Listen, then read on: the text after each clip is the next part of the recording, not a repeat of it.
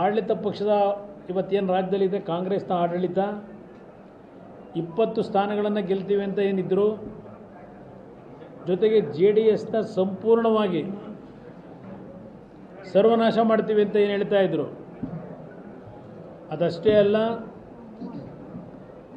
JDS ಪಕ್ಷದ ಬಗ್ಗೆ ಹಲವಾರು ರೀತಿಯ ಅಪಪ್ರಚಾರಗಳನ್ನು ಮಾಡಿದ್ರು. ಅಪಪ್ರಚಾರಗಳ ಜೊತೆಗೆ JDSನ ತೀರ್ಮಾನವನ್ನು BJPಯ ಜೊತೆ ನಾವೇನು ಕಳೆದ ವಿಧಾನಸಭೆಯ ಚುನಾವಣೆಯ ನಂತರ ಈ ಒಂದು ಹೊಂದಾಣಿಕೆಯನ್ನು ಮಾಡಿಕೊಂಡಾಗ JDS ಪಕ್ಷದ ಬಗ್ಗೆ ಅತ್ಯಂತ ಪದಬಳಕೆಯಲ್ಲೂ ಸಹ ಬಳಸಿದಂಥ ಪದಗಳೇನಿದ್ದಾವೆ ಇದೆಲ್ಲ ನಾನು ಮರೀಲಿಕ್ಕೆ ಸಾಧ್ಯ ಇಲ್ಲ. ಆದರೆ ಕಾಂಗ್ರೆಸ್ನ ನಾಯಕರುಗಳಿಗೆ ಹಳೆಯ ಕರ್ನಾಟಕದ ಮತದಾರ ಬಂಧುಗಳು ಭಾಳ ಸ್ಪಷ್ಟವಾದಂಥ ಸಂದೇಶವನ್ನು ಕೊಟ್ಟಿದ್ದಾರೆ. BJP ಮತ್ತು JDSನ ಹೊಂದಾಣಿಕೆ ನಮ್ಮ ಸರ್ವಾನುಮತದ ಒಪ್ಪಿಗೆಯನ್ನು ಕೊಟ್ಟಿದ್ದೇವೆ ಅನ್ನೋದಕ್ಕೆ ಈ ಭಾಗದಲ್ಲಿ ಬಂದಿರತಕ್ಕಂಥ ಫಲಿತಾಂಶವೇ ಸಾಕ್ಷಿ ಅಂತಕ್ಕಂಥದ್ದು ನಾನು ಹೇಳಲಿಕ್ಕೆ ಬಯಸ್ತಾ ಇದ್ದೇನೆ. ಯಾವ JDSನ ಸಂಪೂರ್ಣ ನಾಶ ಮಾಡ್ತೀವಿ ಅಂತಕ್ಕಂಥ ಆ ದುರಹಂಕಾರದ ಮಾತುಗಳೇನಿತ್ತು, ಅದೆಲ್ಲದಕ್ಕಿಂತ ಹೆಚ್ಚಾಗಿ ಬೆಂಗಳೂರು ಗ್ರಾಮಾಂತರ ಅವರನ್ನು ಸೋಲಿಸಲಿಕ್ಕೆ ಸಾಧ್ಯ ಇಲ್ಲ. ನನ್ನ ನಾಯಕತ್ವದಲ್ಲಿ ನಾನು ಅಧ್ಯಕ್ಷನಾಗಿ 136 ಸ್ಥಾನ ಕೊಟ್ಟರು. ಕುಮಾರಸ್ವಾಮಿ ಅಧ್ಯಕ್ಷರಾಗಿ 19 ಸ್ಥಾನಕ್ಕೆ ಕುಮಾರಸ್ವಾಮಿ ನಿಲ್ಲಿಸಿದ್ದಾರೆ ಅಂದರು.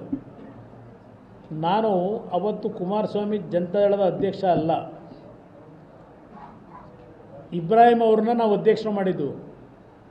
ನಾನು ಅಧ್ಯಕ್ಷ ಸ್ಥಾನದಿಂದ ಕುಮಾರಸ್ವಾಮಿ ಅವರೇನು ಅಧ್ಯಕ್ಷರಿದ್ದರು, ನಮ್ಮ ಸಕಲೇಶ್ಪುರದ ಕುಮಾರಸ್ವಾಮಿ ಇಬ್ರಾಹಿಂ ಅವರಿಗೆ ಅಧ್ಯಕ್ಷ ಸ್ಥಾನ ಬಿಟ್ಟುಕೊಟ್ಟಿದ್ದೆ.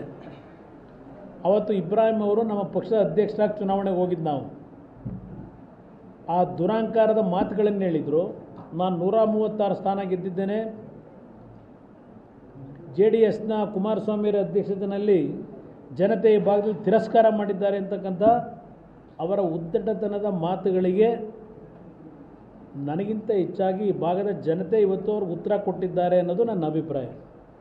ಅದರಿಂದ ಚುನಾವಣೆಗಳ ಸೋಲು ಗೆಲುವೇನಿದೆ, ಈ ಸೋಲು ಗೆಲುವಿನಲ್ಲಿ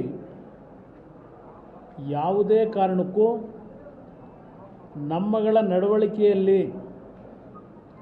ಉದ್ದಟತನದ ಮಾತುಗಳಾಗಲಿ, ದುರಹಂಕಾರದ ನಡವಳಿಕೆಯನ್ನು ಯಾವುದೇ ಕಾರಣಕ್ಕೂ ನಾವು ಮುಂದಿನ ದಿನಗಳಲ್ಲಿ ಆ ರೀತಿಯ ಒಂದು ವಾತಾವರಣವನ್ನು ತರಲಿಕ್ಕೆ ಸಿದ್ಧ ಇಲ್ಲ. ನಾನು ವಿಶೇಷವಾಗಿ ಬೆಂಗಳೂರು ಗ್ರಾಮಾಂತರ ಮತ್ತು ಮಂಡ್ಯ ಜಿಲ್ಲೆಯ ಮತ್ತು ಕೋಲಾರ ಜಿಲ್ಲೆ ವಿಶೇಷವಾಗಿ ಸುಮಾರು ಅವರು 70,000ಕ್ಕೂ ಹೆಚ್ಚಿನ ಮತದಲ್ಲಿ ಗೆದ್ದಿದ್ದಾರೆ. ಈಗಾಗಲೇ 64,000. ಏಕೆಂದರೆ 70,000 ಪ್ರಾರಂಭಿಕ ಹಂತದಲ್ಲಿ ಲೀಡು. ಆ 70,000 ಲೀಡ್ ಇದ್ದಿದ್ದು 2,000ಕ್ಕೆ ಬಂದುಬಿಡ್ತು ಕೋಲಾರದಲ್ಲಿ. ಅದಕ್ಕೆ ಬಹುಶಃ ನಾನು ಇನ್ನು ಹೇಳಬೇಕಾಗಿಲ್ಲ ಯಾವ ಕಾರಣಕ್ಕೆ ಅದಾಯಿತು ಅಂತ.